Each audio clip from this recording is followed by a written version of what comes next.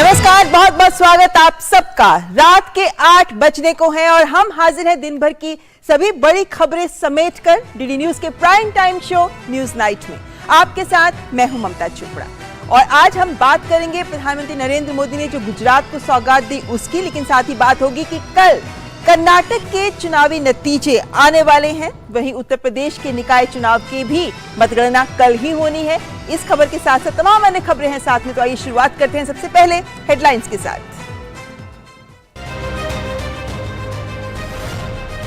PM Modi ने गुजरात को दी 4,400 करोड़ रुपए के विकास योजनाओं की सौगात। 19,000 लाभार्थियों को आवास योजना के मकान की सौंपी चाबी। कहा, पुरानी और फेल हो चुकी नीतियों पर चलते हुए ना देश का भाग्य बदल सकता है, ना ही देश सफल हो सकता है। आजादी के अमृतकाल में विकसित भारत के निर्माण के लिए हो रहे हैं प्रयास। प्रधानमंत्री ने गुजरात के गांधीनगर में अखिल भारतीय शिक्षा संघ अधिवेशन में लिया हिस्सा। कहा, गुजरात के शिक्षकों के साथ मेरे अनुभव ने मुझे राष्ट्रीय स्तर पर भी एक नीतिगत ढांचा निर्माण में की मदद। 21वीं सदी में छात्रों के जीवन में शिक्षकों की भूमिका को बताया पहले से भी अधिक सार्थक। द केरल स्टोरी के प्रदर्शन पर लगी पाबंदी पर सुप्रीम कोर्ट में सुनवाई। कोर्ट ने पश्चिम बंगाल और तमिलनाडु सरकार को भेजा नोटिस। पूछा, जब पूरे देश में फिल्म दिखाई जा रही है तो पश्चिम बंगाल में अकेले कैसे कानून व्यवस्था की स्थिति का सवाल उठता है। लखनऊ में योगी कैबिनेट ने देखी फिल्म, बंगाल में पाबंदी को बताया गलत। वाराणसी के ज्ञानव्यापी मस्जिद मामले में इलाहाबाद हाई कोर्ट का बड़ा फैसला। भारतीय पुरातत्व सर्वेक्षण को कैंपस में पाए गए शिवलिंग की कार्बन डेटिंग करने की दी अनुमति। बिना शिवलिंग को नुकसान पहुंचाए साइंटिफिक सर्वे का दिया निर्देश। छत्तीसगढ़ शराब घोटाले पर बीजेपी हमलावर। मांगा छत्तीसगढ़ के मुख्यमंत्री भूपेश बघेल का इस्तीफा। कहा, कांग्रेस और भ्रष्टाचार एक दूसरे के पर्याय। घोटाले में राज्य के टॉप ब्यूरोक्रेट्स और राजनेताओं की भी मिली भगत का लगाया आरोप। कहा, राज्य सरकार को कैसे नहीं हुई घोटाले की जानकारी। टोक्यो में चल रहे G7 वित्त मंत्रियों की बैठक में आपूर्ति श्रृंखलाओं के लिए चीन पर निर्भरता कम करने की जरूरत पर हुई चर्चा। वित्त मंत्री निर्मला सीतारमण ने सीमा पार चुनौतियों से निपटने के लिए बहुपक्षीय विकास बैंकों को मजबूत करने का किया आह्वान। G20 और G7 के बीच सहयोग का किया स्वागत। सीबीएसई ने जारी किए 10वीं और 12वीं के नतीजे। 12वीं में 87.33% हुए पास, तो हाई स्कूल में 93.12% छात्र उत्तीर्ण। दोनों जगहों पर लड़कियों ने बाजी मारी।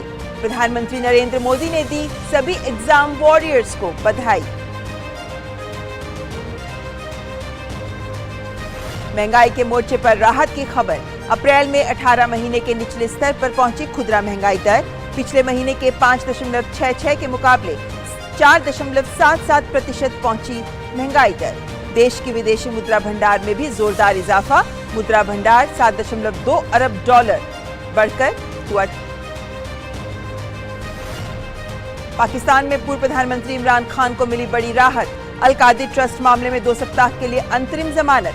9 मई के बाद दर्ज किसी भी मामले में गिरफ्तार नहीं करने का आदेश। पाकिस्तान के प्रधानमंत्री शहबाज शरीफ ने कहा, पीटीआई नेतृत्व का घिनौना चेहरा।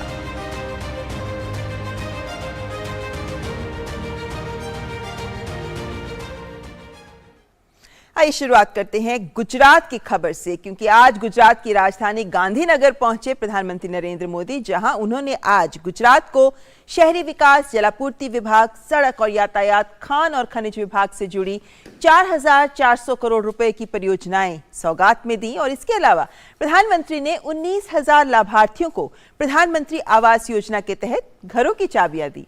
और साथ ही ये भी कहा कि पीएम आवास योजना से देश भर में करोड़ों दीदियों को लखपति दीदी बना दिया है।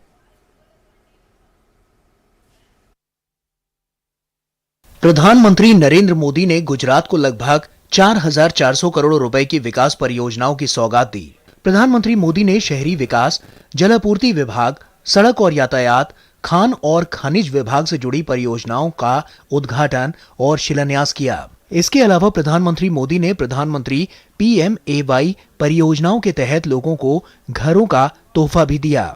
प्रधानमंत्री मोदी इस योजना के अंतर्गत निर्मित लगभग 19,000 मकानों के गृह प्रवेश में भी सम्मिलित हुए। प्रधानमंत्री ने लाभार्थियों को घर की चाबी सौंपी और उनसे संवाद भी किया। आवास से जुड़ी इन परियोजनाओं की कुल लागत लगभग 1950 करोड़ रुपए है। इस अवसर पर प्रधानमंत्री ने कहा कि ईमानदारी और निष्ठा के साथ गरीब लोगों के लिए काम करना असली सामाजिक न्याय है। भाजपा के लिए देश का विकास ये कन्विक्शन है, कमिटमेंट है। हमारे लिए राष्ट्र निर्माण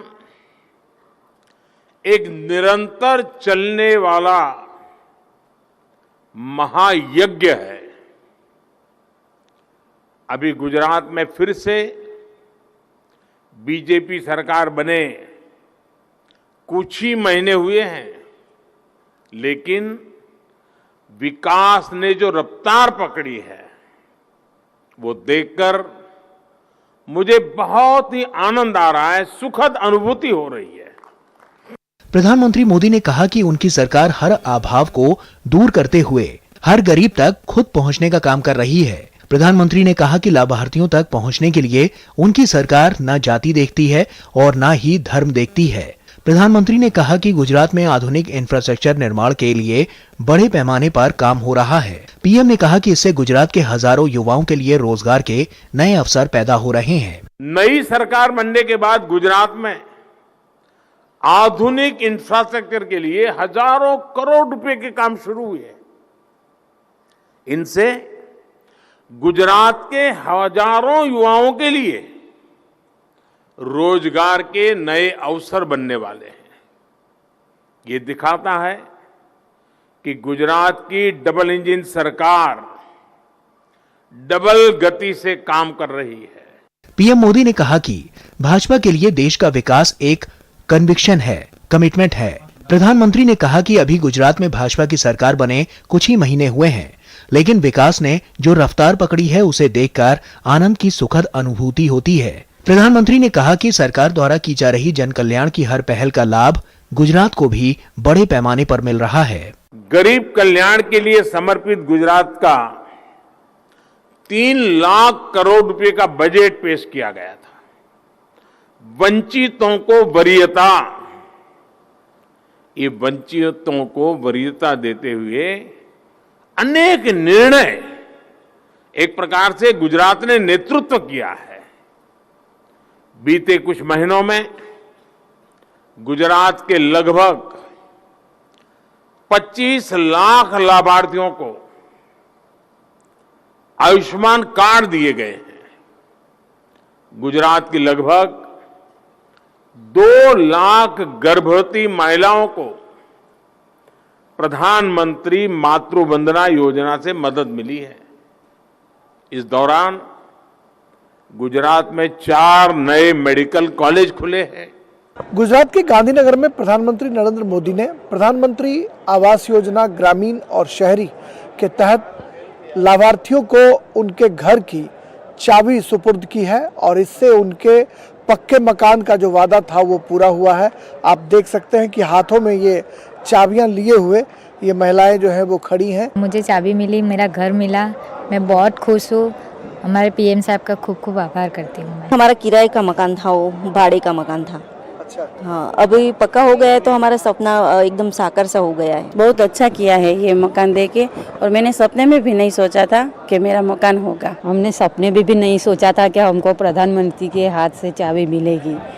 इतना अच्छा लगा कि सपना जैसे सपना देख रही हूँ ऐसा लगा मेरे को। तो महिला जो है सशक्त हो रही हैं, यानी ये पक्का मकान नहीं मिल रहा है बल्कि इससे महिला सशक्तिकरण को भी बल मिल रहा है।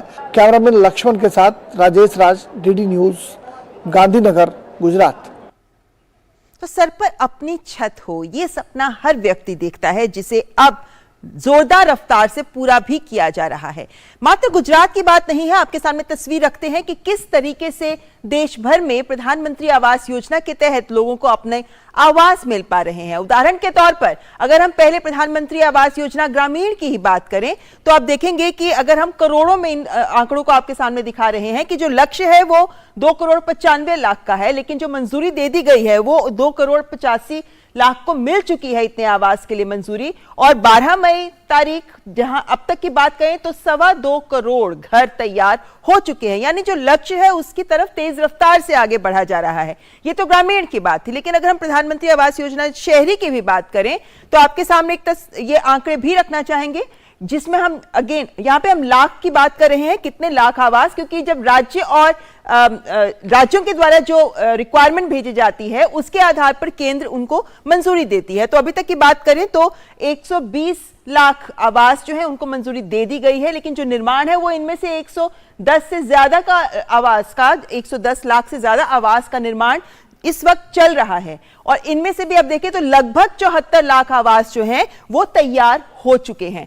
तो ये दिखाता है कि इन लक्ष्यों की तरफ हम आगे बढ़ रहे हैं और गंभीरता से इस पर काम किया जा रहा है। लेकिन जो घर दिए जाते हैं, हर घर में तमाम सुविधाएं होती हैं और केंद्र सरकार की जितनी योजनाएं हैं वो सब एक आवास में हर एक को जीवन यापन की सुविधाएं देती हैं। जैसे आप इसके जरिए देख सकते हैं कि कैसे सौभाग्य योजना के तहत बिजली कनेक्शन मिलता है, आयुष्मान भारत के तहत स्वास्थ्य सुविधाएं मिलती ही हैं, जल जीवन मिशन के तहत पेयजल मिलता है, उज्ज्वला योजना के तहत गैस कनेक्शन मिलता है, तो वहीं स्वच्छ भारत अभियान के तहत शौचालय मिलता है। तो एक मात्र छत और दीवारें नहीं दी जाती हैं बल्कि रहने लायक घर दिया जाता है जिसमें ये तमाम सुविधाएं हर आवास में मौजूद होती है। महत्वपूर्ण बात कि ये जो आवास योजनाएं होती हैं इसमें महिलाओं को स्वामित्व का अधिकार दिया जाता है और जैसा कि आज प्रधानमंत्री ने कहा कि लखपति दीदी बन गई है इस आवास योजना के तहत कि महिलाओं को अपने नाम अपना घर मिल पाता है, जिससे महिलाओं में भी आत्मविश्वास आता है। लेकिन ये तो मात्र आवास योजना की बात थी, लेकिन आपके सामने एक तस्वीर ये भी रखना चाहेंगे कि कैसे विकास की रफ्तार तमाम योजनाओं में नजर आती है। हालांकि यहाँ हम मात्र कुछ आपके सामने रख रहे हैं। उदाहरण के तौर पर अगर आप देखें तो करोड़ में अगर हम पेयजल कनेक्शन वाले आवास की बात करें विकास की रफ्तार में, तो आप देखें कि 1947 से 2019 तक 3,23,00,000 ही पेयजल कनेक्शन थे, लेकिन वहीं 2023 तक 2019 से 2023 तक के बीच में ही ये बढ़कर 8,60,00,000 हो गए हैं। इसी के आगे अगर हम देखें तो गैस उपभोक्ताओं का ही एक आंकड़ा देख लीजिए आप, तो 2014 में अगर हम करोड़ में उपभोक्ताओं का आंकड़ा आपको दिखाएं तो 2014 में जहां मात्र 14.5 करोड़ लोगों ही गैस उपभोक्ता थे, बाकी लकड़ी की तरह चूल्हा इत्यादि की तरह खाना बनाते थे उनका प्रयोग करते हुए, तो वहीं 2023 तक ये आंकड़ा आप देख सकते हैं दुगने से भी ज्यादा हो गया है, लगभग 31 करोड़ से भी पार कर गया है ये आंकड़ा। वहीं अगर हम बैंक खातों की बात करें, क्योंकि बैंक खाते खोलना और उनके जरिए डीबीटी के माध्यम से सब तक लाभार्थियों को पैसा पहुंचाना ये एक सरकार का लक्ष्य रहा है। 2014 तक हम बात करें तो 53%, 2011 में जहां मात्र 35% थे, 14 में 53%, लेकिन उसके बाद सरकार जनधन योजना लेकर आई और तेज रफ्तार से अकाउंट्स खुले। हालांकि 2017 का आंकड़ा आपके सामने रखा है, लेकिन 2017 तक ही 80% वयस्क लोगों के पास उनके अपने बैंक खाते थे, जिनमें से प्रधानमंत्री जनधन योजना की अगर हम बात करते हैं तो 48 करोड़ खाते आपके सामने हम आंकड़ा रख रहे हैं कि प्रधानमंत्री जनधन योजना के 48 करोड़ खाते देश में खुल चुके हैं। यानी जिन लोगों के पास खाते नहीं थे, जो बैंकिंग सर्विसेज से दूर थे, उन सब तक बैंकिंग सर्विस पहुंची, उनके खाते खुल गए हैं और ये भी एक सशक्त होते नागरिक का ही परिणाम है।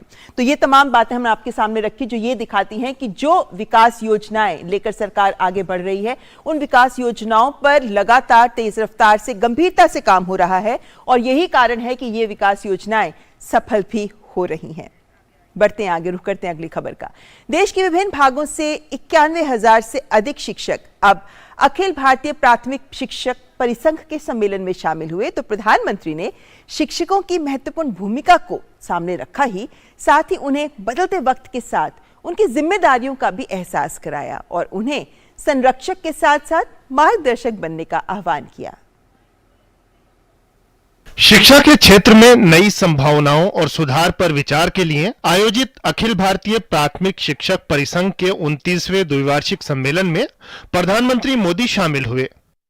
शिक्षा को परिवर्तित करने में शिक्षकों की केंद्रीय भूमिका विषय पर आयोजित इस सम्मेलन में पीएम मोदी ने बदलते समय और चुनौतियों के साथ शिक्षक की बदल रही भूमिका को रेखांकित किया। पीएम मोदी ने कहा कि शिक्षकों के सामने छात्रों की बढ़ती जिज्ञासा को शांत करना और स्वयं को नवीनतम ज्ञान से अवगत रखने की वास्तविक चुनौती है। छात्रों के पास इंफॉर्मेशन के अलग अलग स्रोत है, इसने भी शिक्षकों के सामने खुद को अपडेट रखने की चुनौती पेश की है। इस चुनौतियों को एक टीचर कैसे हल करता है, इस पर हमारी शिक्षा व्यवस्था का भविष्य निर्भर करता है।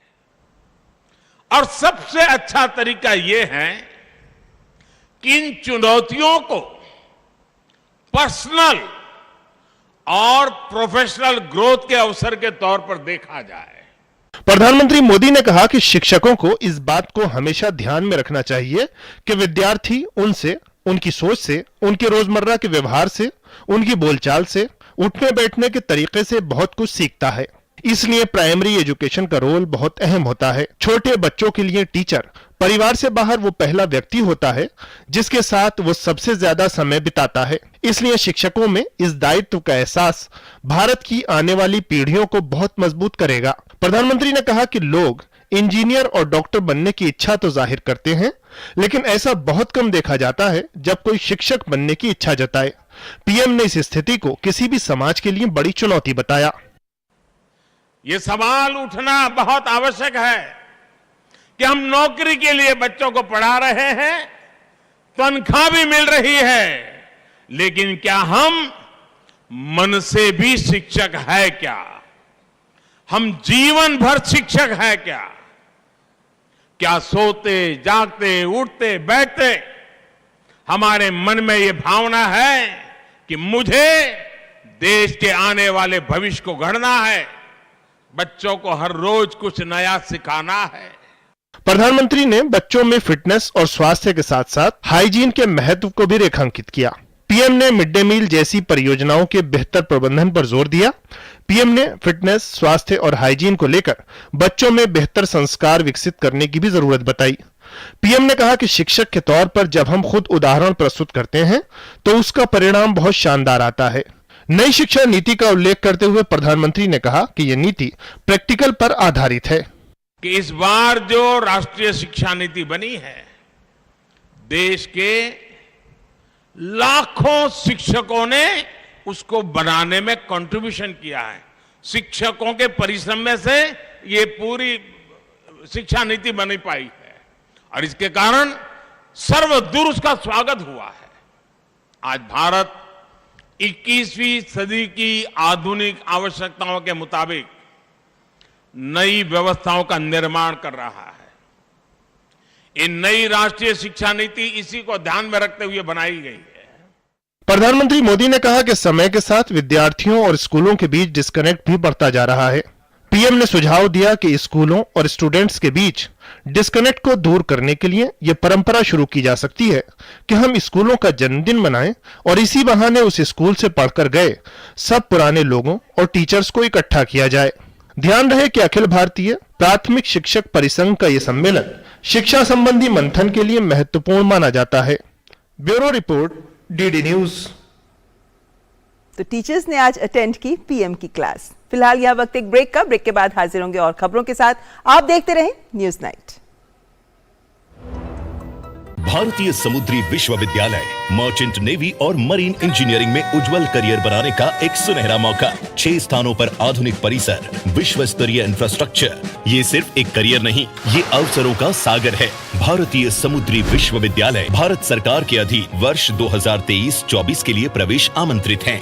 तुझे क्या हुआ है? शादी हो गई ना यार। पर सीरियसली महीने में एक बार तो मिलना चाहिए। हाँ, मेरे बाप की एयरलाइंस है ना। अरे 3 महीने में एक बार तो मिल सकते हैं। करेक्ट, पर कहाँ? इधर मेरे घर। तुझे कोई परमानेंट लैंडलॉर्ड मिल गया क्या? Permanent landlady. प्रिया ने कहा हर महीने किराया देने से अच्छा है अपनी ईएमआई भरो। तो हम किराएदार से मकान मालिक बन गए। मतलब ये घर तुम लोग का है? सच्ची? बट सीरियसली गाइस, किश्तों से रिश्ता जोड़ो, किराया तो पराया होता है। आसान किश्तों में home loans, bank of India. रिश्तों की जमा पूंजी। कर्नाटक में किसकी बनेगी सरकार, किसको मिलेगा जनता का साथ, किसकी होगी जीत, किसकी होगी हार? सत्तारूढ़ भाजपा की होगी वापसी या कांग्रेस मारेगी बाजी? पल पल के रुझान हम आपको बताएंगे। वोटों की गिनती से नतीजों तक सबसे सटीक और स्पष्ट कवरेज। क्या है जनता का जनादेश? देखिए जनादेश 13 मई को सुबह 7 बजे से सिर्फ डीडी न्यूज पर।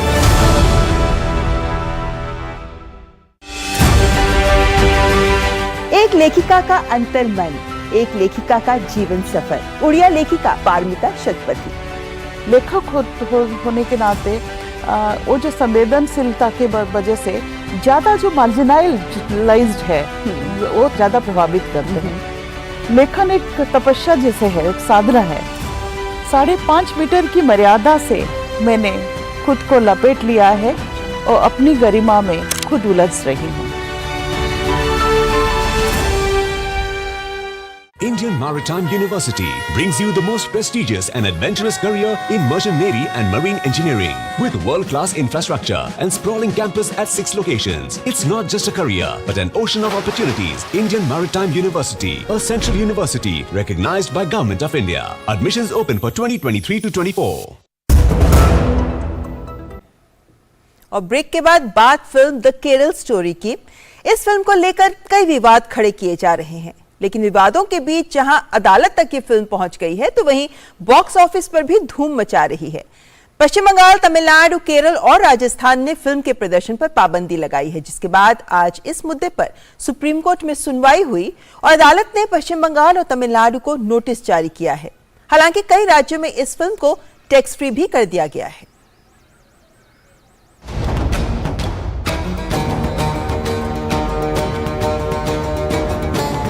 फिल्म द केरला स्टोरी को लेकर जारी विवाद का मामला सुप्रीम कोर्ट पहुंचा है, जहां शुक्रवार को इस पर सुनवाई हुई।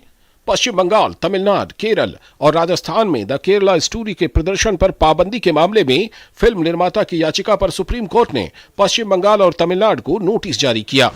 पश्चिम बंगाल सरकार ने खुफिया रिपोर्टों का हवाला देते हुए फिल्म के स्क्रीनिंग पर पाबंदी लगाई है, जबकि तमिलनाडु में सिनेमा हॉल मालिकों ने धमकाए जाने के बाद फिल्म का प्रदर्शन बंद कर दिया था। सीजेआई ने पश्चिम बंगाल सरकार के वकील अभिषेक मनु सिंघवी की दलीलों पर टिप्पणी करते हुए कहा कि जब पूरे देश में फिल्म दिखाई जा रही है तो पश्चिम बंगाल में अकेले कैसे कानून व्यवस्था की स्थिति का सवाल उठता है। इस मामले में अब बुधवार को अगली सुनवाई होगी।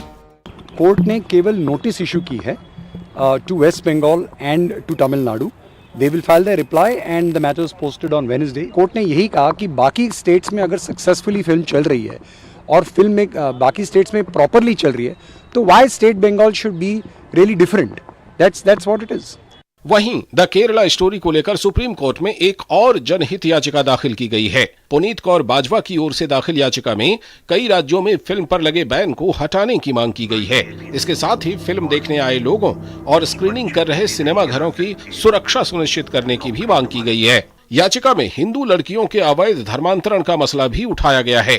मांग की गई है कि कोर्ट राज्यों को सख्त कार्रवाई करने का निर्देश दे, वहीं राज्यों से कार्रवाई के बारे में रिपोर्ट भी तलब करे। याचिका में पश्चिम बंगाल, केरल, तमिलनाडु और राजस्थान को पक्षकार बनाया गया है। इस बीच विरोधों के बीच भी फिल्म द केरला स्टोरी का जादू सभी के सिर पर चढ़कर बोल रहा है। द केरला स्टोरी की स्पेशल स्क्रीनिंग लखनऊ के लोक भवन में रखी गई, जहां सीएम योगी आदित्यनाथ के अलावा उनका पूरा कैबिनेट मौजूद था। लोक भवन में स्कूल की कुछ बच्चियां भी रहीं, जिन्होंने फिल्म देखी। फिल्म देखने के बाद उत्तर प्रदेश के उप मुख्यमंत्री केशव प्रसाद मौर्य ने कहा कि फिल्म पर पाबंदी सही नहीं है। पूरे देश में इस फिल्म को दिखाया जाना चाहिए। ये माननीय नरेंद्र मोदी जी के नेतृत्व वाली हिंदुस्तान की सरकार है। इसके कारण से केरल की फिल्म देखने को मिल रहा है, इसके कारण कश्मीर फाइल्स मिल रहा है। कांग्रेस की सरकार होती तो तुष्टीकरण की भेंट तो अब तक कश्मीर को पाकिस्तान को थाल में सौंप देती। पश्चिम बंगाल में प्रतिबंध हटाने की मांग करते हैं, प्लस आने वाले समय में पश्चिम बंगाल का भी सच हिंदुस्तान के सामने आएगा। ये फिल्म है जो समाज को एक दिशा मिलेगा। भविष्य में आने वाले समय में बच्चे सतर्क रहेंगे कि इस प्रकार की घटनाएं न घटित हो। तो ये फिल्म ऐसा है जिससे समाज में एक संदेश जाएगा। इसमें कलाकारों पर बैन लगाना ये उचित नहीं है। सभी लोगों को देखना चाहिए और बैन नहीं लगाना चाहिए। गौरतलब है कि एक दिन पहले ही सीएम योगी आदित्यनाथ ने द केरला स्टोरी की पूरी टीम के साथ मुलाकात की थी। एक्ट्रेस अदा शर्मा समेत फिल्म के मेकर्स भी सीएम योगी से मिलने के लिए पहुंचे थे। विवाद के बीच ही द केरला स्टोरी ने बॉक्स ऑफिस पर अपना पहला हफ्ता पूरा कर लिया है। 7 दिन में इस फिल्म की कमाई ने हर किसी को चौंकाया है। फर्स्ट वीकेंड के बाद भी हर दिन फिल्म की कमाई लगातार बढ़ रही है। यह सिलसिला गुरुवार को 7वें दिन भी कायम रहा। सुदीप्तो सेन के डायरेक्शन में बनी इस फिल्म ने पहले हफ्ते में शानदार 78.25 करोड़ रुपए का नेट कलेक्शन किया है। इस तरह इसने इस साल रिलीज शाहरुख खान की पठान के अलावा बाकी सभी फिल्मों को पीछे छोड़ दिया है। ये फिल्म केरल में महिलाओं के धर्मांतरण और उन्हें ISIS जैसे आतंकी संगठन में भर्ती किए जाने की कहानी पर बनी है। द केरला स्टोरी जहां बॉक्स ऑफिस पर रिकॉर्ड तोड़ प्रदर्शन कर रही है, वहीं इस पर विवाद भी जारी है।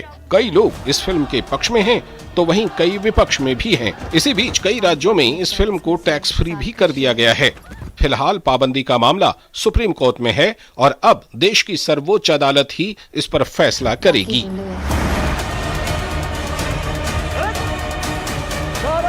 विकास सारथी के साथ ब्यूरो रिपोर्ट DD न्यूज। मैं अकेली नहीं हूँ इस खेल में, मेरे जैसे हजारों लड़कियां हैं जो अपने घर से भागकर रुक करते अगली खबर का। ज्ञानवापी मस्जिद मामले में इलाहाबाद हाई कोर्ट ने आज बड़ा फैसला सुनाते हुए कैंपस में पाए गए शिवलिंग को नुकसान पहुंचाए बिना साइंटिफिक सर्वे किए जाने का आदेश जारी किया है। साइंटिफिक सर्वे का काम आर्कियोलॉजिकल सर्वे ऑफ इंडिया को करना होगा, जिसके लिए कोर्ट कमिश्नर नियुक्त किया गया है। इलाहाबाद हाई कोर्ट ने शुक्रवार को ज्ञानवापी मामले में एक अहम फैसला सुनाया। कोर्ट ने कहा कि ज्ञानवापी मस्जिद में सर्वे के दौरान मिले कथित शिवलिंग की कार्बन डेटिंग कराई जाए। कोर्ट ने जिला जज के उस आदेश को भी रद्द कर दिया जिसमें उन्होंने कार्बन डेटिंग की मांग वाली अर्जी को खारिज कर दिया था। न्यायमूर्ति अरविंद कुमार मिश्र की पीठ ने ASI की रिपोर्ट के आधार पर कथित शिवलिंग का साइंटिफिक सर्वे की जांच कराने का आदेश दे दिया। कोर्ट ने भारतीय पुरातत्व सर्वेक्षण विभाग से कहा कि शिवलिंग को बिना खंडित किए वैज्ञानिक जांच करें। जो हमारी एप्लीकेशन थी 250 का ASI सर्वे की मांग करते हुए, उस एप्लीकेशन को माननीय इलाहाबाद हाईकोर्ट ने आज अलाउ कर दिया है। तो अब मोटी बात यह है कि ASI और साइंटिफिक सर्वे तो ज्ञानव्यापी परिसर का जहां पे शिवलिंग मिला उसका होगा, और वो कैसे होगा उसकी मोडेलिटीज जिला जज वाराणसी 22 तारीख को तय करेंगे। ज्ञानवापी विवाद को लेकर हिंदू पक्ष का दावा है कि इसके नीचे 100 फीट ऊंचा आदि विश्वेश्वर का स्वयंभू ज्योतिर्लिंग है। काशी विश्वनाथ मंदिर का निर्माण करीब 2050 साल पहले महाराजा विक्रमादित्य ने करवाया था, लेकिन मुगल सम्राट औरंगजेब ने साल 1664 में मंदिर को तोड़वा दिया। दावे में कहा गया है कि मस्जिद का निर्माण मंदिर को तोड़कर उसकी भूमि पर किया गया है, जो कि अब ज्ञानवापी मस्जिद के रूप में जानी जाती है। याचिकाकर्ताओं ने मांग की है कि ज्ञानवापी परिसर का पुरातात्विक सर्वेक्षण कर यह पता लगाया जाए कि जमीन के अंदर का भाग मंदिर का अवशेष है या नहीं। कोर्ट में भी आज सुनवाई थी। यहाँ जो हम लोगों ने साइंटिफिक वैज्ञानिक टेस्ट या सही जांच की हम लोगों ने मांग किया था कि शिवलिंग जो मिला है, जिसपे कंफ्यूजन पैदा पूरे देश में किया जा रहा है, उस कंफ्यूजन को दूर करने के लिए उस शिवलिंग को माननीय जिला न्यायालय जो है जांच करवा ले, किसी वैज्ञानिक टेस्ट द्वारा, जांच द्वारा, वैज्ञानिक विधि द्वारा उसकी जांच करवा लिया जाए और ये सुनिश्चित कर दिया जाए कि ये शिवलिंग है। यह शिवलिंग कितना पुराना है, ये कब का है। कि अगर ये शिवलिंग मान लीजिए 2000 साल 5000 साल पुराना अगर ये पाया जाता है जांच में, तो ये औरंगजेब की थ्योरी जो है मस्जिद की खत्म हो जाएगी। हिंदू पक्ष की ये मांग है कि विवादित ढांचे का फर्श तोड़कर ये पता लगाया जाए कि 100 फीट ऊंचा ज्योतिर्लिंग स्वयंभू विश्वेश्वर नाथ भी वहां मौजूद हैं या नहीं। मस्जिद की दीवारों की भी जांच कर ये पता लगाया जाए कि ये मंदिर की हैं या नहीं। याचिकाकर्ताओं का दावा है कि काशी विश्वनाथ मंदिर के अवशेषों से ही ज्ञानवापी मस्जिद का निर्माण हुआ था। इन्हीं दावों पर सुनवाई करते हुए अदालत ने कोर्ट कमिश्नर नियुक्त करते हुए आर्कियोलॉजिकल सर्वे ऑफ इंडिया की एक टीम बनाई। इस टीम को ज्ञानवापी परिसर का सर्वे करने के लिए कहा गया था। Bureau report DD news. कल शनिवार का दिन चुनावी नतीजों का दिन है, जहां कर्नाटक की 224 विधानसभा सीटों के लिए हुए चुनावों के नतीजों पर सबकी नजरें रहेंगी। तो वहीं उत्तर प्रदेश नगर निकाय की मतगणना भी कल होनी है। वोटों की गिनती का काम सुबह 8 बजे से ही शुरू हो जाएगा, जिसके लिए तैयारियां पूरी हैं। चुनाव आयोग 224 सीटों पर कर्नाटक में हुए विधानसभा चुनाव के नतीजे शनिवार को घोषित करेगा। मतगणना से पहले तैयारियां जोरों पर हैं। सुबह 8 बजे से वोटों की गिनती का काम शुरू होगा। गिनती की तैयारी और सुरक्षा के कड़े इंतजाम किए गए हैं। सुबह 8 बजे से सबसे पहले डाक पत्रों की गिनती होगी और ईवीएम उसके बाद खुलनी शुरू हो जाएंगी। और जो सबसे पहला रुझान है वो कहा जा रहा है कि सुबह 8:30 बजे के आसपास आ सकता है। इससे पहले राज्य में कौन सत्ता पर काबिज होगा और कौन होगा बाहर, इसे लेकर चर्चाएं गर्म हैं। परिणाम से पहले जो एग्जिट पोल के नतीजे तमाम चैनलों ने जारी किए हैं, वो भी ये सही बताने में विफल साबित हुए हैं कि आखिरकार राज्य में किस पार्टी की सरकार बनेगी। कई एग्जिट पोल त्रिशंकु विधानसभा का सुझाव दे रहे हैं, जबकि कुछ कांग्रेस तो कुछ बीजेपी को बढ़त दिखा रहे हैं। तीनों राजनीतिक दल भाजपा, कांग्रेस और जनता दल सेक्युलर और उनके नेता नतीजों का बेसब्री से इंतजार कर रहे हैं। उन्होंने पहले से ही गणना करना शुरू कर दिया है कि अगर वास्तव में त्रिशंकु जनादेश आता है तो सरकार कैसे बनाई जाए, और अगर किसी विशेष पार्टी के पक्ष में स्पष्ट जनादेश आता है तो मुख्यमंत्री के पद पर कौन होगा। जो एग्जिट पोल जो आया हुआ है, जैसे हमने सोचा वही आया हुआ है। हम करीब 140 सीट जीतने वाले हैं, जो पहले से हम लोग बोलते हैं। लेकिन अभी भी कुछ पोल्स में बता रहा है कि आप पूर्ण बहुमत नहीं मिल रहा है आप लोगों को। साल 2018 के जो नतीजे थे, क्या जेडीएस का दरवाजा खटखटाएंगे दोबारा? उसे कोई जरूरत नहीं पड़ेगी, हम लोग कंफर्टेबल मेजॉरिटी जीत के आएंगे। भरोसा तो पूरा है। एग्जिट पोल में क्या पोलिंग स्टेशन में क्या होता है वो बता रहा है, मगर वो सच नहीं होगा। सरकार हमारा बनेगी। कर्नाटक में 10 मई को वोट डाले गए थे और राज्य में कुल 72% मतदान हुआ था। बीजेपी को पूरी उम्मीद है कि वो कर्नाटक में पूर्ण बहुमत के साथ सरकार बनाएगी। वहीं कांग्रेस भी सत्ता में आने का दावा कर रही है। हालांकि कांग्रेस अब भी मुख्यमंत्री के नाम को लेकर एक राय नहीं बना सकी है। कर्नाटक के साथ ही शनिवार को उत्तर प्रदेश नगर निकाय चुनावों की मतगणना होगी। निकाय चुनाव के वोटों की गिनती का कार्य 13 मई की सुबह 8 बजे शुरू होगा। इसको लेकर तैयारियां पूरी कराई जा रही हैं। प्रशासनिक स्तर पर मतगणना कर्मियों के प्रशिक्षण का कार्य पूरा करा लिया गया है। यहाँ पर 2 मतगणना हॉल लिए हैं। एक मतगणना हॉल में 50 वार्ड की और एक मतगणना हॉल में 50 वार्ड की काउंटिंग की जाएगी। कुल मिला के यहाँ पर 50 सेट मेज लगाए गए हैं। एक सेट में 2 मेज है, एक पर महापौर की काउंटिंग होगी और एक पर पार्षद की काउंटिंग होगी। हमारे कुछ वार्ड ऐसे हैं जहाँ पर केवल 6 बूथ है, कुछ वार्ड ऐसे हैं जो 10 बूथ है, तो इनकी हमें लगता है कि 12-12 बजे तक इनका रिजल्ट आ जाना चाहिए। उत्तर प्रदेश के 760 नगर निकायों में 4 मई और 11 मई को 2 चरणों में चुनाव प्रक्रिया संपन्न कराई गई थी। बेंगलुरु से आयशा शैलेंद्र और वाराणसी से हरिकेश के साथ bureau report, DD news. Bharatiya Janata party ने छत्तीसगढ़ में कथित शराब घोटाले को लेकर राज्य के मुख्यमंत्री भूपेश बघेल से सवाल पूछा है। पार्टी प्रवक्ता के शर्मा ने एक प्रेस वार्ता में राज्य में पिछले 4 सालों में 1000 करोड़ रुपए के घोटाले का आरोप लगाया और राज्य के मुख्यमंत्री भूपेश बघेल से सवाल पूछा कि उनकी जानकारी के बगैर ऐसा कैसे हो गया। आदिवासी बाहुल्य छत्तीसगढ़ में जनता के पैसे की लूट का आरोप लगाते हुए भाजपा ने इस मामले में कांग्रेस आलाकमान सोनिया गांधी और राहुल गांधी से भी जवाब मांगा है। इस सिंडिकेट को चलाने वाला जो इसका मुख्य सरगना था, अनवर ढेवर, उसके खिलाफ ईडी को कई पुख्ता सबूत मिले और बाद में उसकी गिरफ्तारी भी हुई। अब यह जानना जरूरी है कि अनवर ढेवर कौन है। अनवर ढेवर जो है वो कांग्रेस पार्टी के एक वरिष्ठ नेता और रायपुर के मेयर एजाज ढेवर का बड़ा भाई, और छत्तीसगढ़ के राजनीतिक गलियारों में यह माना जाता है कि यह शख्स वहां के सीएम भूपेश बघेल के नजदीकी के रूप में चर्चित है। पूरा देश यह मानता है कि कांग्रेस और भ्रष्टाचार एक दूसरे के पर्याय हैं। सीबीएसई के 10वीं और 12वीं के नतीजे घोषित कर दिए गए हैं और दोनों ही जगहों पर लड़कियों ने बाजी मारी है। हालांकि कुल उत्तीर्ण प्रतिशत पिछले साल से 5.38% कम है। प्रधानमंत्री ने परीक्षा पास करने वाले सभी एग्जाम वॉरियर्स को बधाई दी है। केंद्रीय माध्यमिक शिक्षा बोर्ड ने 12वीं और 10वीं कक्षा के नतीजे घोषित कर दिए हैं।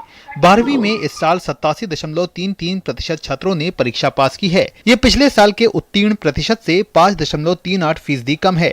इस साल भी हमेशा की तरह 12वीं की परीक्षा में लड़कियों ने बाजी मारी है। लड़कियों ने लड़कों के मुकाबले 6.01% बेहतर प्रदर्शन किया है। इस साल 90.68% लड़कियों ने परीक्षा उत्तीर्ण की है, जबकि लड़कों का पास प्रतिशत 84.67 है। इस साल भी त्रिवेंद्रम 99.91% के साथ सबसे अच्छे रीजन के रूप में उभरा है। इसके बाद बेंगलुरु 98.64% और चेन्नई 97.40% पर है। प्रधानमंत्री नरेंद्र मोदी ने सीबीएसई की 12वीं कक्षा की परीक्षा सफलतापूर्वक उत्तीर्ण करने वाले सभी एग्जाम वॉरियर्स को बधाई दी है। उन्होंने ट्वीट कर कहा, मैं उन सभी एग्जाम वॉरियर्स को बधाई देता हूं जिन्होंने सीबीएसई कक्षा 12वीं की परीक्षा सफलतापूर्वक उत्तीर्ण की है। मुझे इन युवाओं पर उनकी कड़ी मेहनत और दृढ़ संकल्प के लिए गर्व है। मैं युवाओं की सफलता में उनकी महत्वपूर्ण भूमिका के लिए उनके माता पिता और शिक्षकों को भी बधाई देता हूं। मैं उन होनहार युवाओं से कहना चाहता हूं कि जो महसूस करते हैं कि वे 12वीं कक्षा की परीक्षा में बेहतर कर सकते थे, आपके पास आने वाले समय में आगे देखने के लिए बहुत कुछ है। परीक्षाओं का एक सेट आपको परिभाषित नहीं करता है। जिन क्षेत्रों को लेकर आप में जुनून है, उसमें अपनी प्रतिभा का उपयोग करें, आप चमकेंगे। हमारी टीचर्स ने भी बहुत सपोर्ट किया हमारे डाउट क्लियरिंग सेशंस लिए। एग्जाम के टाइम भी हम मैम से मिलने आते थे समझने के लिए टॉपिक्स। प्लान्स बहुत सारे हैं, बट अभी इंट्रो प्लान जो है वो इंजीनियरिंग है फ्रॉम कंप्यूटर साइंस। वहीं 10वीं कक्षा में इस साल परीक्षा में बैठने वाले कुल छात्रों में से 93.12% उत्तीर्ण हुए हैं, जो पिछले वर्ष के 94.40% से 1.28% कम है। इस साल भी 10वीं में लड़कियों ने बेहतर प्रदर्शन किया है। इस साल 94.25% लड़कियों ने परीक्षा उत्तीर्ण की है, जबकि लड़कों का पास प्रतिशत 92.27 है। इस साल त्रिवेंद्रम रीजन में सबसे अधिक 99.91% छात्रों ने सीबीएसई कक्षा 10 बोर्ड परीक्षा उत्तीर्ण की है। इसके बाद 99.18% के साथ बेंगलुरु दूसरे और 99.14% के साथ चेन्नई तीसरे स्थान पर है। प्रधानमंत्री नरेंद्र मोदी ने सीबीएसई की 10वीं कक्षा की परीक्षा उत्तीर्ण करने वाले सभी एग्जाम वॉरियर्स को बधाई दी है। ट्वीट कर उन्होंने कहा, 10वीं सीबीएसई की परीक्षा को उत्तीर्ण करने वाले सभी एग्जाम वॉरियर्स को बधाई। उनके आगामी प्रयासों के लिए उन्हें शुभकामनाएं। उनका एक उज्जवल अकादमिक करियर हो और वे कक्षा से परे अपने अन्य जुनूनों को भी पूरा करें। छात्र भी अपने परिणाम को लेकर काफी खुश हैं। साथ ही आगे भविष्य को लेकर उनकी सोच साफ दिखाई देती है। मेरा भी बोर्ड का रिजल्ट आया, उसमें मेरे 98% आए हैं और मैंने ह्यूमैनिटीज ले रखी है और मैं आगे जाकर लॉ करना चाहती हूँ। I have gotten 87% in my result and 11th I have took history and geography as my main subjects in humanities stream. So I am going to be an archaeologist. It is my future aim. मुझे class 10 CBSE board में 90% अंक प्राप्त हुए हैं। मैं आगे चलकर commerce stream से अपना करियर बनाना चाहता हूँ। I scored 92% and I am really thankful and grateful to my teachers, my parents, जिन्होंने इतना एफर्ट किया मेरे साथ। So right now I am continuing with science stream PCB and I am planning of going into Air Force. I secured 95%, which are at par with my assessment. During my entire preparations, I was extremely supported by my parents, teachers and friends. CBSE ने 12वीं और 10वीं कक्षा के छात्रों को अंक सुधारने का मौका दिया है। 12वीं के छात्र एक विषय में और 10वीं के छात्र 2 विषय में सप्लीमेंट परीक्षा दे सकते हैं।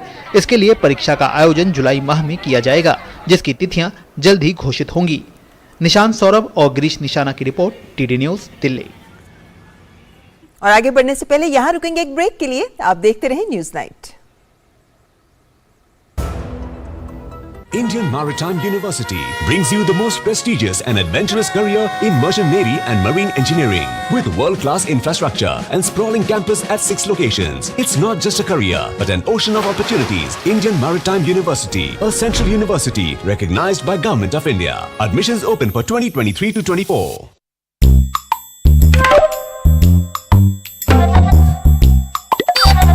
आप पूरी तरह स्वस्थ रहना चाहती हैं या कुछ कम? पूरी तरह। तो खरीदते समय पूरी बात देखिए ना, +F का निशान।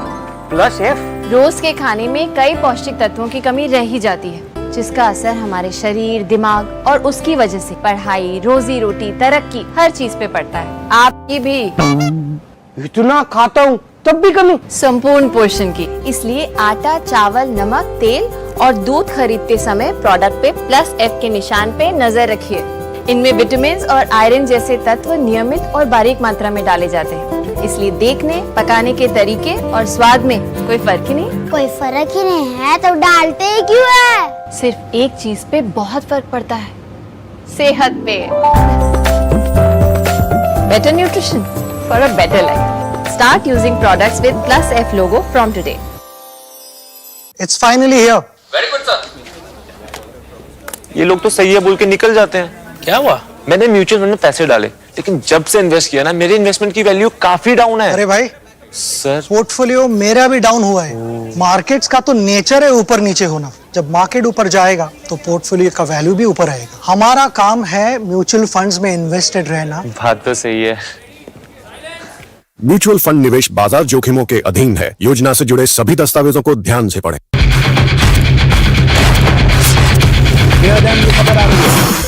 ब्रेकिंग न्यूज की रेस से हटकर हम लेकर आते हैं आपके लिए सार्थक, सकारात्मक और प्रेरणादायी खबरें। खबरें सिर्फ हाथ से नहीं होते, खबरें अच्छी भी होती हैं जो देती हैं हौसला, बढ़ाती हैं आत्मविश्वास। मुश्किल वक्त में भी जब लोगों ने दिखाया कुछ कर गुजरने का जज्बा, हम लेकर आते हैं अपने इस खास कार्यक्रम में आम लोगों के जज्बे की कहानियां। देखिए मेरे साथ गुड न्यूज जज्बा इंडिया का।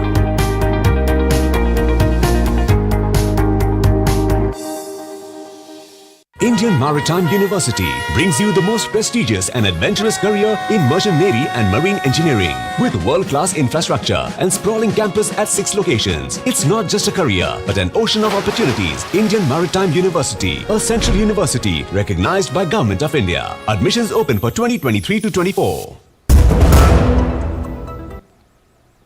शुक्रवार को ढाका में बांग्लादेश की प्रधानमंत्री शेख हसीना ने हिंद महासागर सम्मेलन के 6ठे संस्करण का उद्घाटन किया। विदेश मंत्री डॉक्टर एस जयशंकर ने उद्घाटन समारोह के दौरान मुख्य भाषण दिया। सम्मेलन में 25 देशों के 150 से अधिक प्रतिभागी भाग ले रहे हैं।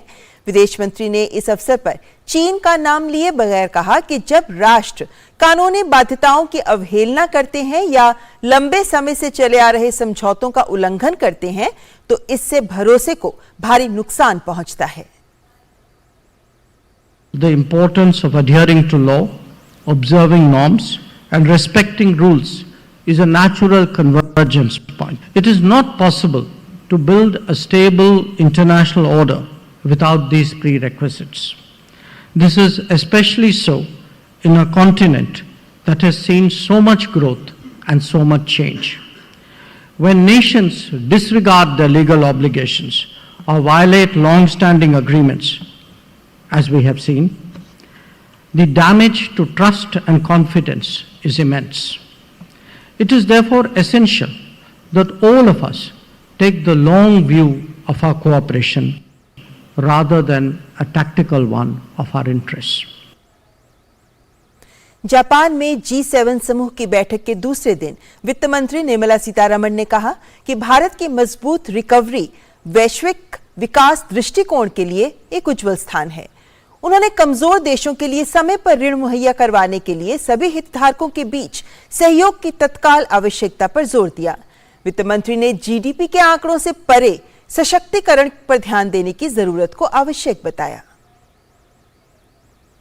वित्त मंत्री निर्मला सीतारमण G7 समूह के वित्त मंत्रियों और केंद्रीय बैंकों के गवर्नरों की बैठक में शामिल होने के लिए जापान की 2 दिवसीय यात्रा पर हैं।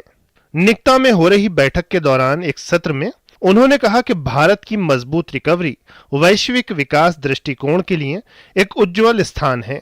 उन्होंने कमजोर देशों के लिए समय पर ऋण मुहैया करवाने के लिए सभी हितधारकों के बीच सहयोग की तत्काल आवश्यकता पर जोर दिया। वित्त मंत्री ने कल्याण के लिए आर्थिक नीतियों पर आयोजित संगोष्ठी को संबोधित करते हुए कहा कि उभरते बाजारों एवं विकासशील अर्थव्यवस्थाओं में जलवायु सुरक्षा और वृद्धि को लेकर असमंजस की स्थिति देखी जाती है। ये देश आसन संकट और सामाजिक आर्थिक रूपांतरण के बीच तालमेल बिठाने की कोशिश करते हैं। वित्त मंत्री ने विकासशील देशों में सकल घरेलू उत्पाद के आंकड़ों से परे देखने और डिजिटल संपर्क को बेहतर कर लोगों को सशक्त बनाने की जरूरत पर जोर दिया। G7 समूह की बैठक से इतर वित्त मंत्री निर्मला सीतारमण ने सिंगापुर के उप प्रधानमंत्री और वित्त मंत्री लॉरेंस वोंग, अंतर्राष्ट्रीय मुद्रा कोष की प्रबंध निदेशक क्रिस्टालिना जॉर्जीवा, कनाडा के उप प्रधानमंत्री और वित्त मंत्री क्रिस्टिया फ्रीलैंड और यूरोपीय सेंट्रल बैंक के अध्यक्ष क्रिस्टिन लैगार्ड, ब्रिटेन के वित्त मंत्री जेरेमी हंट और ब्राजील के वित्त मंत्री फर्नांडो हदाद से मुलाकातें की। Bureau report, DD news. महंगाई के मोर्चे पर राहत की खबर है। खुदरा महंगाई दर में गिरावट आई है। नव वित्त वर्ष 2023-24 के पहले महीने अप्रैल में खुदरा महंगाई दर घटकर 4.70% पर जा पहुंची, जो मार्च में 5.66% थी। ये लगातार तीसरा महीना है जब महंगाई दर में गिरावट आई है और ये 18 महीने के निचले स्तर पर जा पहुंची है। इस दौरान खाद्य वस्तुओं की महंगाई दर में भी गिरावट आई है। खाद्य महंगाई दर 4% से नीचे घटकर 3.84% पर आ गई है, जो मार्च के महीने में 4.79% पर थी। आइए अब देख लेते हैं आर्थिक जगत की कुछ अन्य खबरें। देश के विदेशी मुद्रा भंडार में जोरदार इजाफा हुआ है। भारतीय रिजर्व बैंक के आंकड़ों के मुताबिक 5 मई को समाप्त सप्ताह में देश का विदेशी मुद्रा भंडार 7.2 अरब डॉलर बढ़कर 595.976 अरब डॉलर हो गया। इससे पिछले सप्ताह में ये 588.8 अरब डॉलर था। रिजर्व बैंक की ओर से शुक्रवार को जारी साप्ताहिक आंकड़ों के मुताबिक देश के स्वर्ण भंडार में भी इजाफा हुआ है और ये बढ़कर 46.32 अरब डॉलर हो गया है। IIT दिल्ली में छात्रों, युवा नवप्रवर्तकों, उद्योग हितधारकों और अन्य लोगों की एक सभा को संबोधित करते हुए इलेक्ट्रॉनिक्स और IT राज्य मंत्री राजीव चंद्रशेखर ने कहा, भारत निकट भविष्य में 100 सेमीकंडक्टर डिजाइन स्टार्टअप बनाने का लक्ष्य लेकर चल रहा है, जो न केवल घरेलू बाजार के लिए बल्कि दुनिया के लिए भी अभिनव डिजाइन और समाधान विकसित करेगा। केंद्रीय मंत्री ने कहा कि देश में जल्द ही सेमीकंडक्टर क्षेत्र में 85,000 उच्च कुशल पेशेवरों का प्रतिभा पूल होगा। ई-कॉमर्स कंपनियां अपने मंच से कार सीट बेल्ट अलार्म को बंद करने वाले उपकरणों की बिक्री नहीं कर सकेंगी। उपभोक्ता संरक्षण नियामक CCPA ने अमेजन और फ्लिपकार्ट सहित 5 ई-कॉमर्स कंपनियों को अपने मंच से ऐसे उपकरणों को हटाने का आदेश दिया है। नियामक ने कहा कि ये उपकरण सीट बेल्ट न पहनने पर अलार्म की आवाज को रोकते हैं, जिससे यात्रियों की सुरक्षा से समझौता होता है। केंद्रीय उपभोक्ता संरक्षण प्राधिकरण ने अमेजन, फ्लिपकार्ट, स्नैपडील, शॉपक्लूज और मीशो से कहा है कि वे कार सीट बेल्ट के अलार्म को बंद करने वाले स्टॉपर क्लिप और संबंधित कलपुर्जों को अपने मन से स्थायी रूप से हटा दें।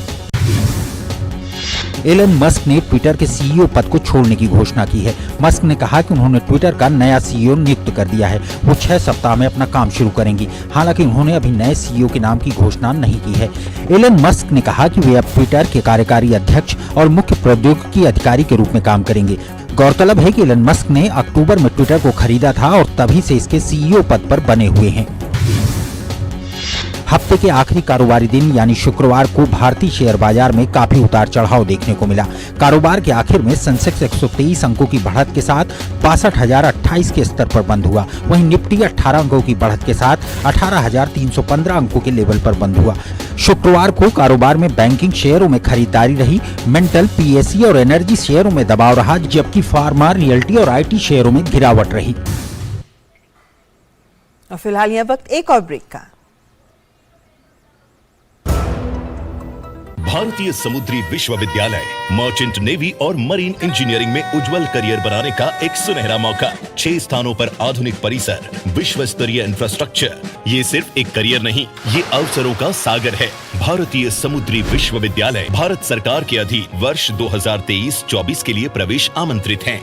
आपकी जिंदगी में कौन जीतता है, दिल या दिमाग? दिमाग समझा रहा है घी तेल कम खाओ, तंदुरुस्त रहोगे, पर दिल ललचा रहा है। अंकल जी रोज पराठे दबाते हैं, कुछ नहीं हुआ। दिमाग मनाता है कल को ऐसी बीमारियां हो गई कुछ खा ही ना पाओ तो क्या फायदा, इसलिए आधे लड्डू से काम चलाओ। पर दिल जिद करता है खाऊंगा तो पूरा ही। इसलिए सोचिए आपकी जिंदगी में हर दिन कौन जीतता है, क्योंकि तंदुरुस्ती दिल से ज्यादा दिमाग का खेल है। आज से ही खाने में चीनी, नमक और तेल कम कीजिए।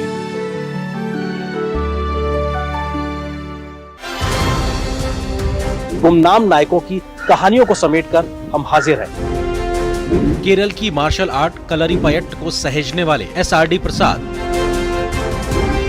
बतौर क्रिकेट कोच देश को दिग्गज अंतर्राष्ट्रीय खिलाड़ी देने वाले कोच गुरचरण सिंह, मणिपुर की मार्शल आर्ट थांगता के संरक्षक KS शर्मा, पशु चिकित्सा विज्ञान के क्षेत्र में पहचान बनाने वाले डॉक्टर महेंद्र पाल,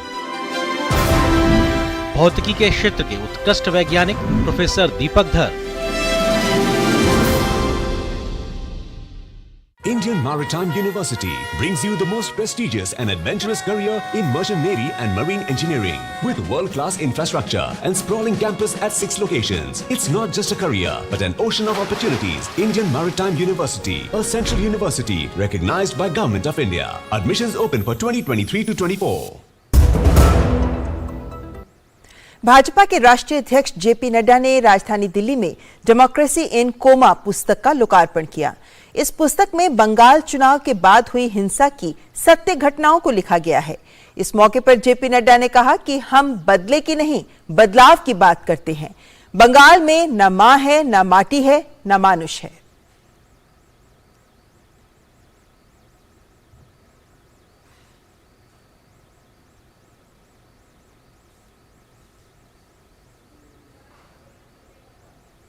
ये डेमोक्रेसी इन कोमा की किताब जो है वो सब लोगों को पढ़नी चाहिए, जानना चाहिए।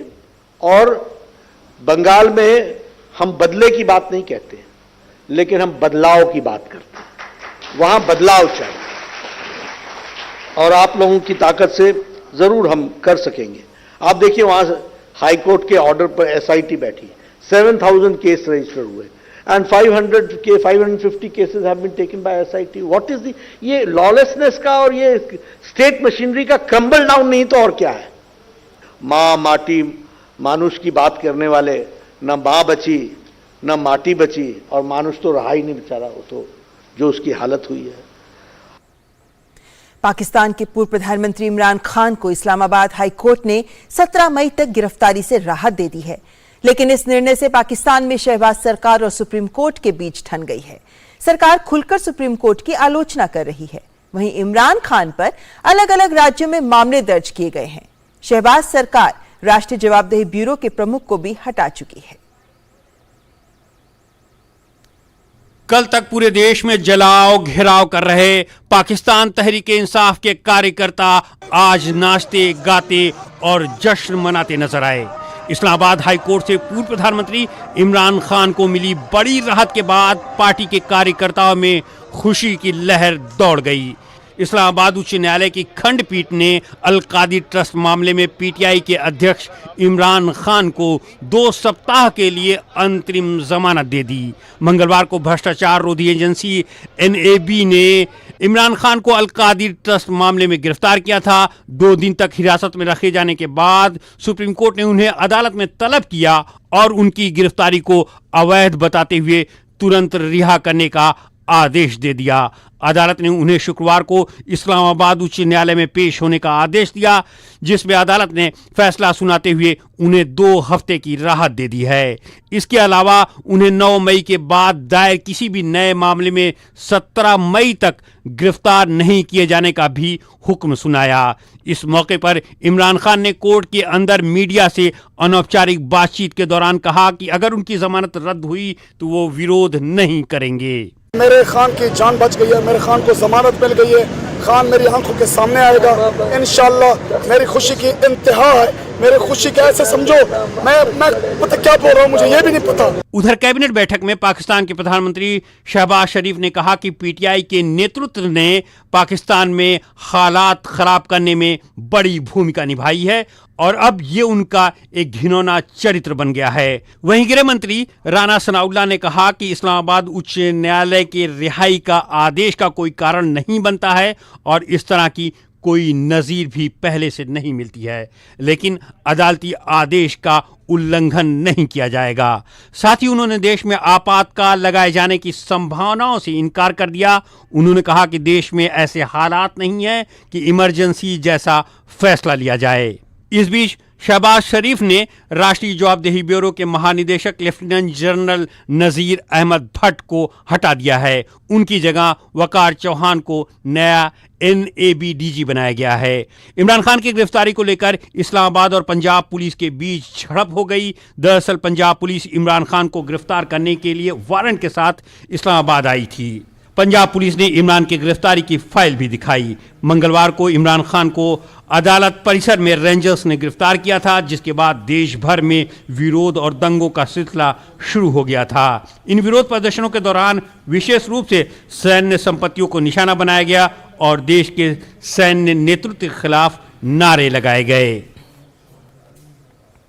और अब खबर खेल जगत से। ताशकंद में चल रही विश्व बॉक्सिंग चैंपियनशिप में आज भारत के हुसामुद्दीन ने चोट के चलते सेमीफाइनल में अपने विरोधी को वॉकओवर दे दिया। 57 किलो भार वर्ग के सेमीफाइनल में हुसामुद्दीन का मुकाबला क्यूबा के सैदल होर्ता से था। दीपक कुमार को 51 किलो भार वर्ग में विश्व चैंपियनशिप में 2 बार के कांस्य पदक विजेता फ्रांस के बिलाल बेनामा के खिलाफ हार का सामना करना पड़ा। फ्रांस के मुक्केबाज ने यह मुकाबला 4-3 से जीता।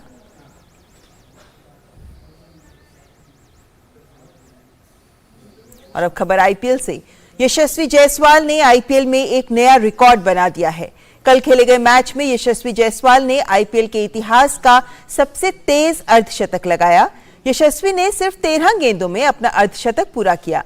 यशस्वी ने पारी के पहले ही ओवर में 26 रन जुटाए, जो किसी भी बल्लेबाज के द्वारा आईपीएल में पहले ओवर में बनाए गए सबसे ज्यादा रन हैं। राजस्थान रॉयल्स के युवा बल्लेबाज यशस्वी जायसवाल ने कोलकाता नाइट राइडर्स के खिलाफ खेले गए मुकाबले में इंडियन प्रीमियर लीग में नया रिकॉर्ड बना डाला। यशस्वी जायसवाल ने इंडियन प्रीमियर लीग के इतिहास का सबसे तेज अर्धशतक लगाया। यशस्वी ने मैच में शुरुआत से ही आक्रामक रुख अपनाया। यशस्वी जायसवाल ने पारी के पहले ही ओवर में 26 रन जुटाए, जो आईपीएल में एक नया रिकॉर्ड रहा। यशस्वी ने कप्तान नीतीश राणा द्वारा फेंके गए पारी के पहले ओवर की 6 गेंद पर 6-6-4-4-2-4 यानी कुल 26 रन जुटाए। राजस्थान रॉयल्स ने दूसरे ही ओवर में जोस बटलर का विकेट खो दिया था, लेकिन यशस्वी के खेल पर इसका कोई असर नहीं दिखा। यशस्वी ने सिर्फ 13 गेंद में अपना अर्धशतक पूरा किया। इससे पहले ये रिकॉर्ड संयुक्त रूप से पैट कमिंस और केएल राहुल के नाम था। कमिंस और राहुल ने 14 गेंद में अर्धशतक लगाया था। आईपीएल में तीसरी फास्टेस्ट 50 का record Yusuf Pathan, Nicholas Pooran, Sunil Narine और किरण पोलार्ड के नाम है, जिन्होंने 15 गेंद में अर्धशतक लगा रखा है। यशस्वी 47 गेंद में 98 रन बनाकर नाबाद रहे। यशस्वी ने अपनी इस शानदार पारी में 12 चौके और 5 छक्के लगाए। और न्यूज नाइट में आज बस इतना ही। अंत में हम आपको छोड़े जा रहे हैं देश से जुड़ी कुछ अन्य खबरों के साथ। हमारी पूरी टीम को दीजिए इजाजत। नमस्कार।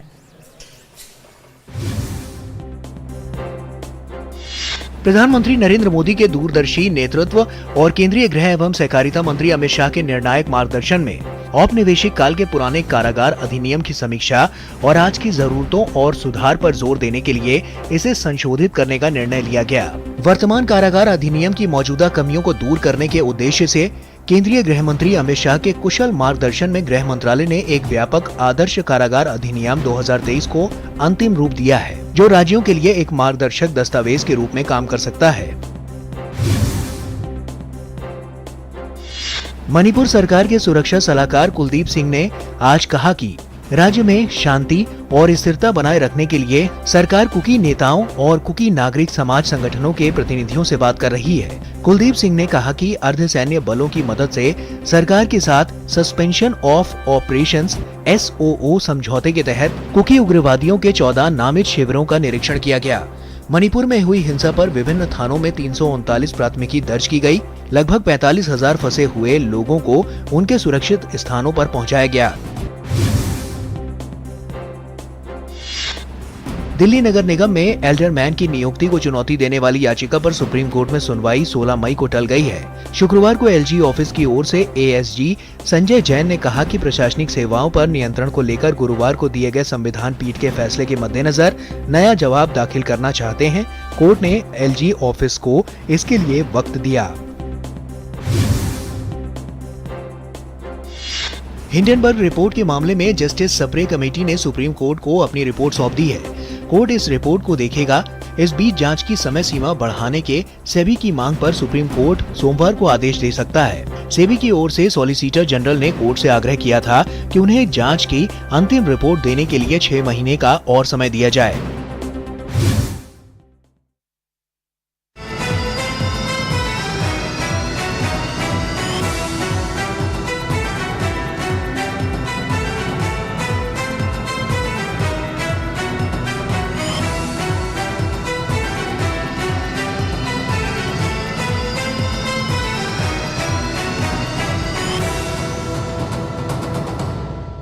न्यूज नाइट के प्रायोजक थे LIC, हर पल आपके साथ, और वंडर सीमेंट। जब दिल में हो जज्बात तभी होती है एक परफेक्ट शुरुआत।